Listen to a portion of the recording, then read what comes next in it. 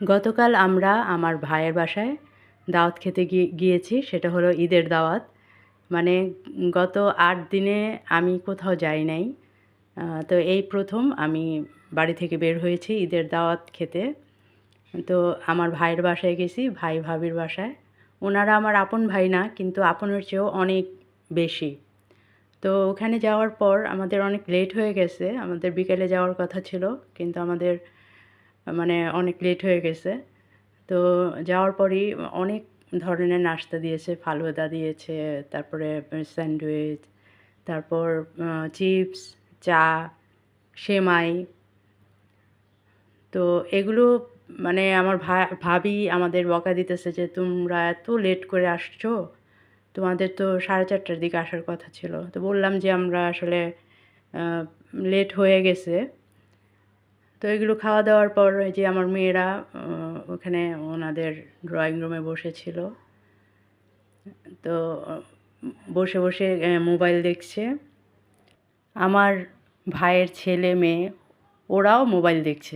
মোবাইলের যুগ, সবাই মোবাইলে পড়ে থাকে। তারপরে দেখলাম ওরা আবার খেলাধুলা করছে। ওই কী যেন একটা খেলা খেলে ওরা, উনো নাকি কী যেন, এগুলো খেলছে। তো আমার মেয়েরা ওই বাসায় গেলে খুবই আনন্দ করে। আমার মেয়েরা ওই বাড়িতে গেলে খুবই স্বাচ্ছন্দ্য ফিল করে, যে ওরা মনে করে যে এটা আমাদের মতোই, আমার আমাদের বাড়ির মতোই। আমরা যেমন মেহমান আসলে তাদেরকে যেমন খুব আপন করে নেই, ওনারাও ঠিক সেরকম। তো আমরা একসাথে হলে খুব আমরা আনন্দ করি।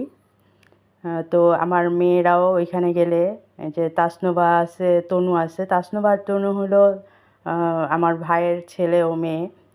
ওদের সাথে খুব খুব ভালোভাবে মেশে আর কি। তো এই যে খেলাধুলা করতে করতে, গল্পগুজব করতে করতে অনেক লেট হয়ে গেছে। তো ওনারা থাকে ইস্কাটন। তো ওইখান থেকে মাতোয়াইলে আসতে আসতে অনেকটা সময় লাগে।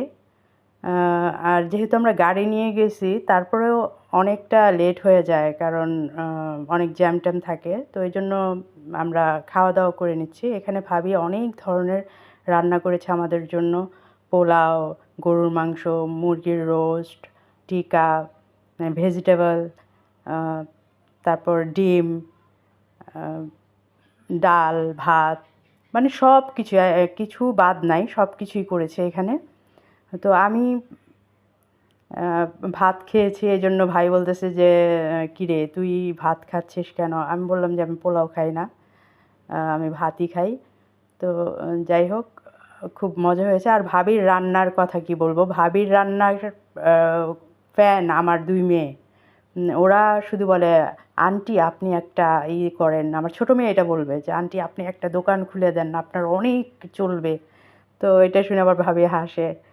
তো আমি স্পেশালি তারিক ভাই এবং মুন ভাবিকে ধন্যবাদ দেব, যে ওনারা আমাদেরকে এতটা ভালোবেসে, এতটা সুন্দর করে, এত সুন্দর আতিথেয়তা করেছে, যে সবসময় করে, যখনই যাই তখনই ওনারা এরকম করে। হয়তো আমরা এরকম করতে পারি না, কিন্তু ওনারা অনেক করে। ভাবির জন্য এবং ভাইয়ের জন্য আমার মন থেকে অনেক অনেক দোয়া রইল। ভাবি যেন সবসময় টেনশন মুক্ত থাকতে পারে এবং ভালোভাবে তাদের দিন যাপনটা করতে পারে।